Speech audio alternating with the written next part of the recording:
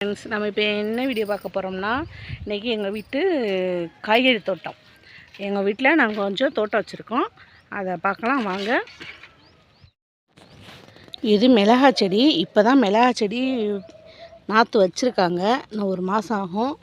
என்ட்ரன்ஸில் போனோடனே இது பொன்னாங்கண்ணி கீரை.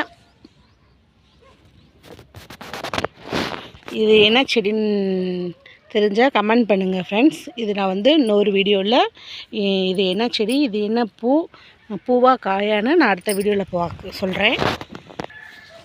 இது கத்திரிக்காய். கத்திரி இப்போ தான் வச்சுருக்காங்க. இன்னும் ஒரு எப்படி பார்த்தாலும் ஒரு மாதம் ஆயிரும்.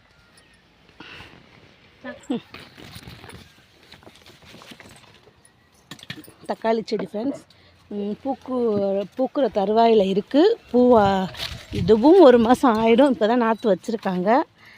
இது எங்களோட வீட்டு பக்கத்தில் எங்களோட சொந்த இடத்துல வீட்டு தேவைகளுக்காக மட்டுமே அப்பா வச்சுருக்காங்க.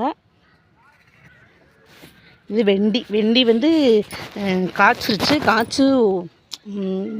செடியை அழிக்கிற தருவாயில் இருக்குது. வெண்டிக்காய் நல்லா காய்ச்சிருச்சு. இது ஃபுல்லாமே வீட்டு தேவைகளுக்காக தான் சொந்தங்களே, சேல்ஸ்க்கெலாம் இல்லை, எங்களோட வீட்டு தேவைகளுக்காக மட்டுமே தான். பாருங்கள், பாவக்காய்.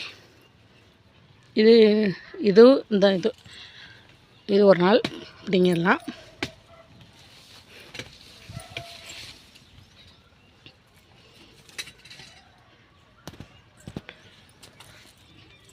சுரக்காய். இது பெருசாகிடுச்சு, விதைக்காக விட்டுருக்காக.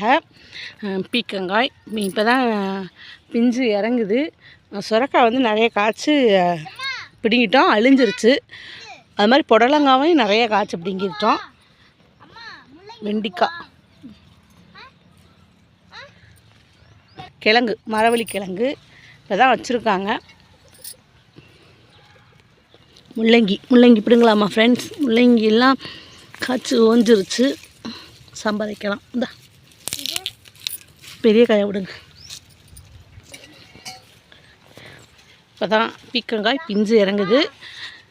இங்கிட்டு ஃபுல்லாக முள்ளங்கி நிறைய காய்ச்சி ஓஞ்சிருச்சு. இன்றைக்கி கொஞ்சம் சாம்பாருக்கு பிடுங்குவோமா? என் பையன் பிடுங்கு.